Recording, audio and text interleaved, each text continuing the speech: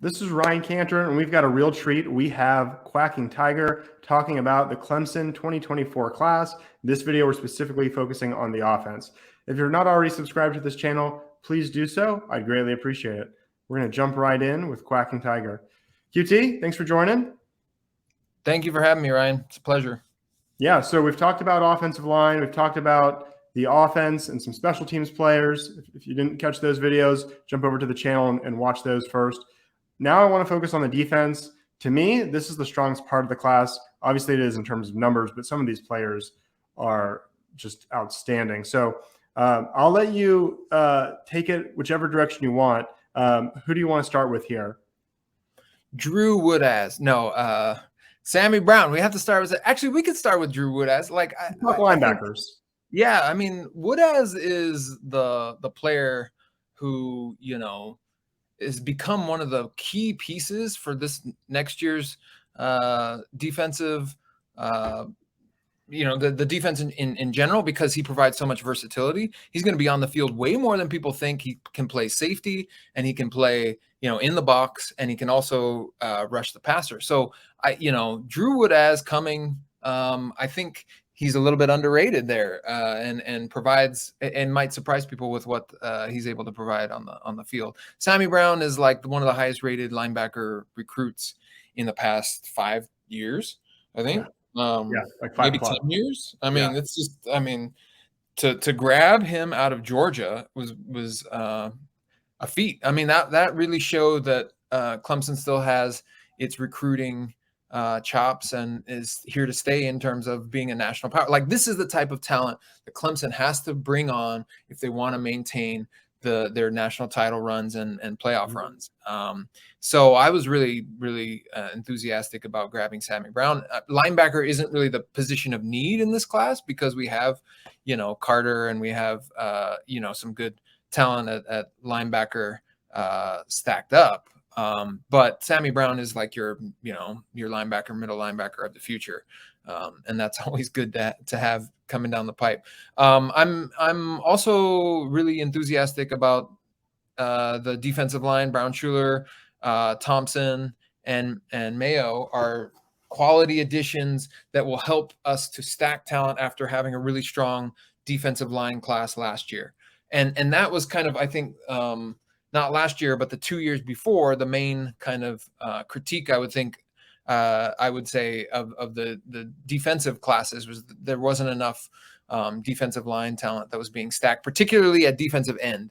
And this class still has like one piece missing on the defensive side for me, and that is an elite defensive end to pair with Mayo. And Mayo gives you, this length. He's a big guy. And he's he's kind of in this mold of like the Clemson defensive ends of the past, going back to Austin Bryant and the first round draft pick Cleve Furl. So that's really encouraging. But you'd love to add Houston, who probably is trending towards Ohio State, and is going to be a big pull if we can pull him, but that one's getting tougher. So I do think that this class and looking towards the future, defensive end is where Clemson's going to need a little bit more talent and an influx of like major 5-star talent to pair with these other players. Let's stay on defensive end because let's actually take it back to just this upcoming season. So they just lost Miles Murphy, who was an incredible talent, but wasn't ultra productive at Clemson. KJ Henry, who was I think he was a 5-star if I remember correctly, big time prospect out of Winston-Salem area. And, he was very good that last year, but it took him basically almost all 5 years. He really started shining the end of his redshirt junior year, but really didn't put it together until his 5th season. So they're both gone. And, Xavier Thomas, when he's healthy, is a great pass rusher. Justin Maskell, this is his 6th year. Maybe he breaks out, but we haven't seen it yet. Concerned about the defensive end for this season. And then when they are gone, I'm even more concerned about for next season. Not that I expect Darian Mayo to play right away, but what does it look like now and then next year and the year after at defensive end?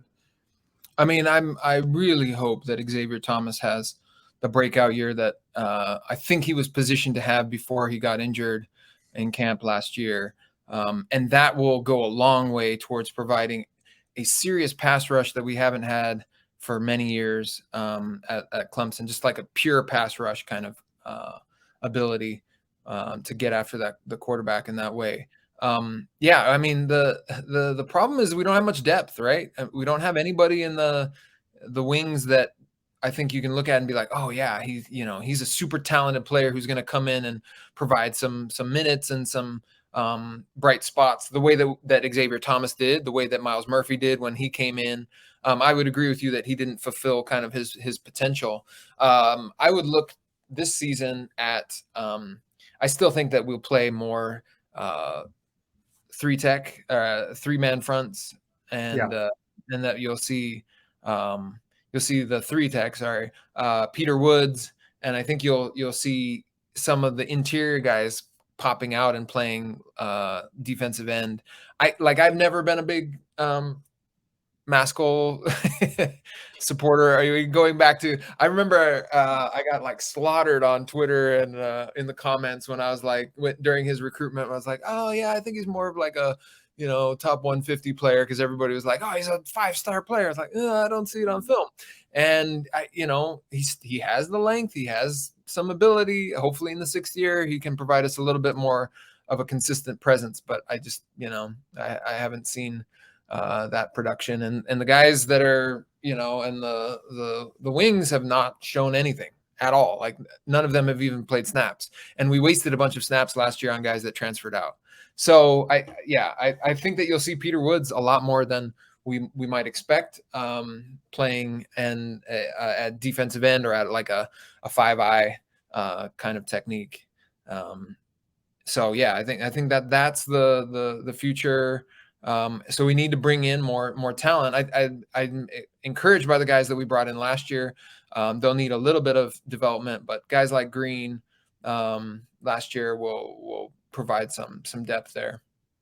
So thinking about this year, if XT goes down or Maskell struggles, are they turning to Cade Denhoff first and moving Peter Woods out to defensive end, or even Rook Aurora out to defensive end? Is that first line of defense there? I think that you have so much talent at defensive end that Rook is somebody that goes out, and Peter Woods, defensive tackle. Yeah, he goes out to play the defensive end's position, and you kind of roll with that. Peter Woods, I think, does that too, because I mean, on the inside, it's just like way too much talent, right? Tyler Davis. I mean, I'm so glad Tyler Davis is back, but we hope that Peyton Page will take even another. Like, I think he was a really good player last year, and he'll take another step. You want Capehart to come along, Trey Williams staying healthy finally for the entire season. Like, then you have 5 guys right there. Yeah, exactly. So you're stacked with talent, the guys that you can rotate on the interior there. And then, I think you start with Woods, and you start with Rook helping with Maskell and maybe some Denhoff. And then you try to, get some of these younger guys, Parker or Hoffler, AJ Hoffler, maybe even, like I was saying, Green, even though he's more of a defensive tackle, but I think he's a longer guy. Some of those snaps as they come along towards the end of the season, if you have some kind of major injury to XT. Is Jaheim Lawson someone who can contribute? Now, I don't think that that's in the cards in this coming year, but the Lawson bloodlines are great, and I would never count them out. And so I think that Lawson, if he can put the pieces together, he has the body type to be able to contribute. But there's just some learning and maturation and more development that I think needs to happen there. And this is where I would say that of all the coaches on the defensive side, I know a lot of people are like, oh, our defensive coordinator is learning on the job, and there's a little bit something to that. And I said, that there would be some bumps in the road there, but I still want to see more from Lemansky Hall. I'm sorry. I mean, that is one position coach who I think should and could be doing more, particularly when you have. I mean, you look at the NFL right now. It's like Grady. I was just writing on a post, but Grady Jarrett, DJ Reader. You've got Dexter Lawrence. You've got Wilkins. It's like we have so much talent that's doing really well in the NFL. And for us to be striking out on defensive ends, it's kind of like, come on, guys. Well, I would even look at it the opposite way and say, we had guys get drafted in the first round last year who, when they were actually on the field for Clemson, didn't play like first rounders. So they had that level of talent, but we didn't get that level of production. So that, to me, that's the most concerning part. If they become great in the NFL, that's almost an indictment on the production we did not get from them. So we'll see. Hopefully, obviously I'm rooting for them, but I think that's an interesting note.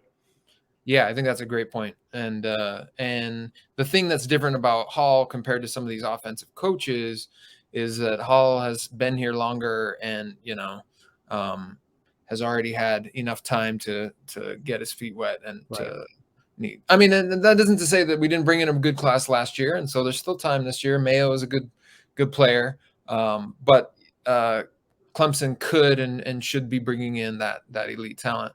That we need at defensive end.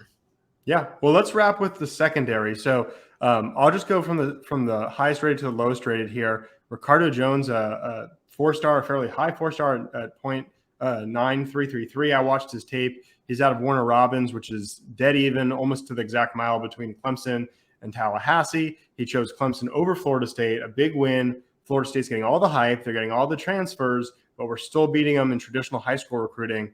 Watching his film, boy, does he hit. He's got great hands. Really looks like a perfect Clemson safety. I was more impressed than I expected to be watching his film. Yeah, I'm also very high on him. And he reminds me of the Notre Dame safety, Kyle Hamilton, who came out of Georgia as well. And actually, if you remember, early on in Kyle Hamilton's recruitment, he was a 3-star prospect who was kind of underrated. And Clemson had come in and was trying to grab him. And Notre Dame ultimately landed him, and he was, first-round talent. So, I think his game kind of – I'm not saying that he's a Kyle Hamilton, but I think his game kind of profiles in the same way, a little bit bigger body, a little bit taller. But somebody who likes to hit and someone who's long and can cover a lot of ground. So I'm very enthusiastic about Jones.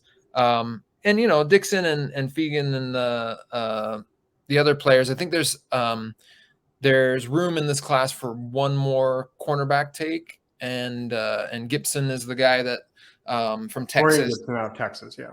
Yeah, who we've had as our, somebody that we brought in to campus and the bullseye on.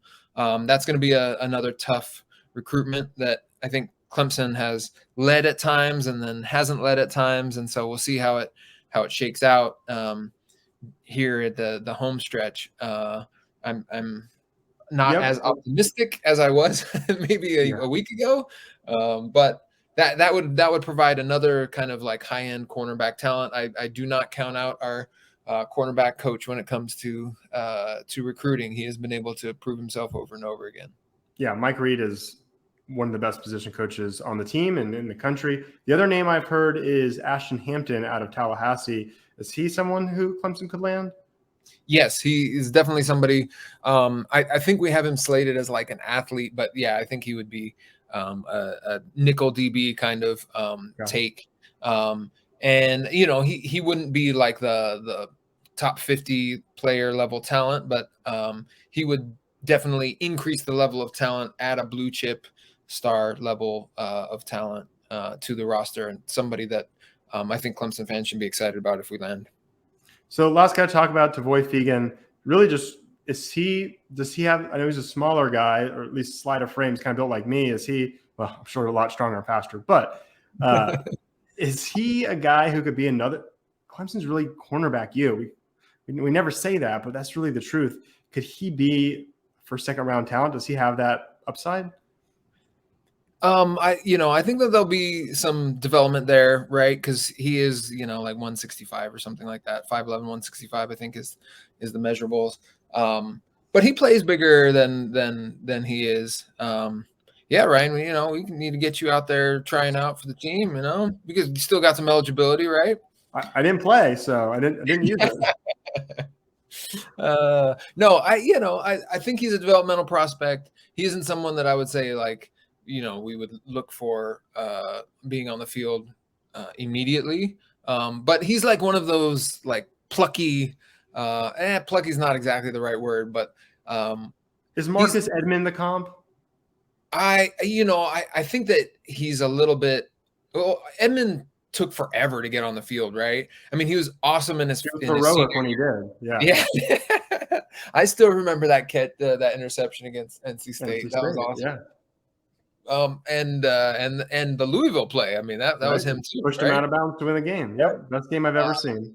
So if we're talking about like that senior year, I think that he could get to that level of talent, but there might be a higher ceiling there earlier.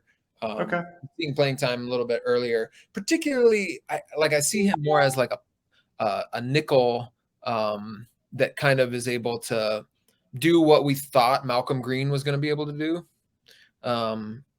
Malcolm Green kind of had that first year as a freshman where he was a ball hawk and able to get around the ball and surprised you with how he was able to be all over the field. And that I get some of that from Tavoy.